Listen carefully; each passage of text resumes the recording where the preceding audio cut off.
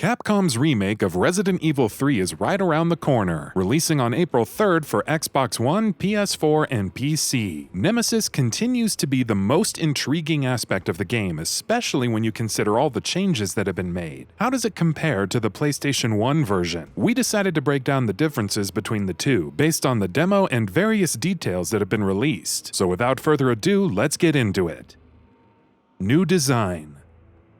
The most obvious difference between the original and the remake is the design of Nemesis. The original saw him wearing a more discernible trench coat with a modified right sleeve. His forehead bore large stitches which ran down his right eye, and the skin around his upper and lower teeth is more equally exposed. The remake turns the trench coat into a more haphazardly designed outfit with wrappings and caution labels. A giant device protrudes from its chest and the face is completely redone. The stitches are less prominent and more centered this time. The skin around the lower teeth has been pulled down way more compared to the upper teeth. And then there's the weird nose.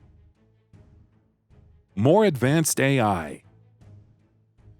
If you've got a handle on dealing with Mr. X from Resident Evil 2 Remake and think Nemesis will be a walk in the park by comparison, think again. Producer Peter Fabiano spoke to official PlayStation Magazine UK back in January and noted that Nemesis would have a more advanced AI than Mr. X. He also said that it will be relentless and players would never know where he might show up. So in that sense, it's even smarter than the original game's Nemesis.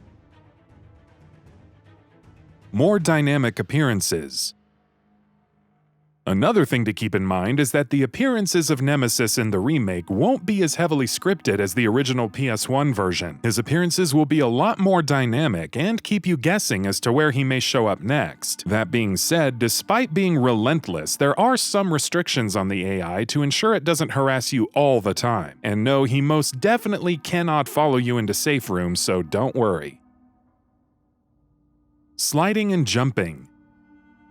One of the most terrifying things about Nemesis has been its agility. It can slide and quickly get in front of you. Trying to run, it'll just take on a massive jump and land right before you, even blocking off paths and doors in the process. Unlike Mr. X from the Resident Evil 2 remake, or even the original game's Nemesis, juking and trying to run away is much, much tougher here. Hanging out. At one point during the demo, it was possible to duck under a shutter and have some reprieve from Nemesis, which is great. And when you head back outside, he seems to be gone. Even better, right? Well, no. At some points, Nemesis can just hang on the walls of adjacent buildings, waiting to drop down and ambush you, unlike the older version. Whenever you think you're safe, look up, and ideally run. FLAMETHROWER. In the original, the Nemesis used a rocket launcher when it was chasing Jill down and fighting up close. In the remake, it now employs a flamethrower capable of burning its foes to a crisp from a relatively good distance. Don't worry though, it still has its signature rocket launcher to annihilate you from range as well. Flamethrower backpack as weak point.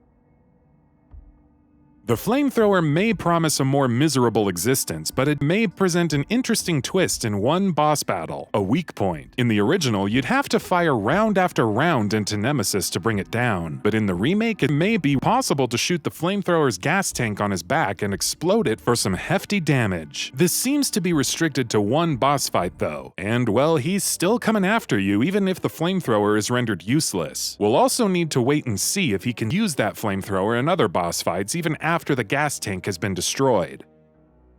Tentacle grab.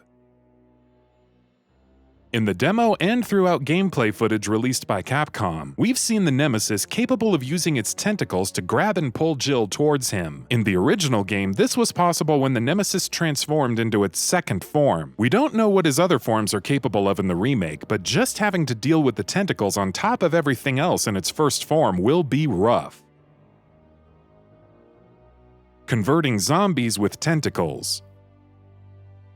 Of course, it's not enough that the Nemesis can use his tentacles to grab you. He's also capable of wrapping them around a zombie's head and transforming it into a tentacle-headed undead, as seen in the demo. It's weirder than it sounds, but these zombies have become a bigger threat since those tentacles can lash out at you from a distance.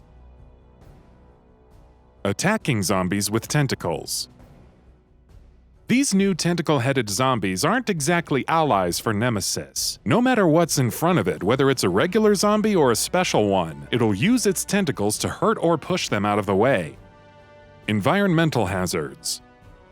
In the original, it was sort of possible to use the environment against Nemesis. Take the clock tower level, where Jill could unplug a cord from the searchlight next to her and use it to electrocute the Nemesis. That was more of a scripted sequence, though. In the remake, there will be electric boxes and red barrels throughout the city which you can shoot to stun Nemesis. It adds a whole lot more strategy, especially when considering whether to use them on hordes of regular zombies or to save them for whenever Nemesis shows up.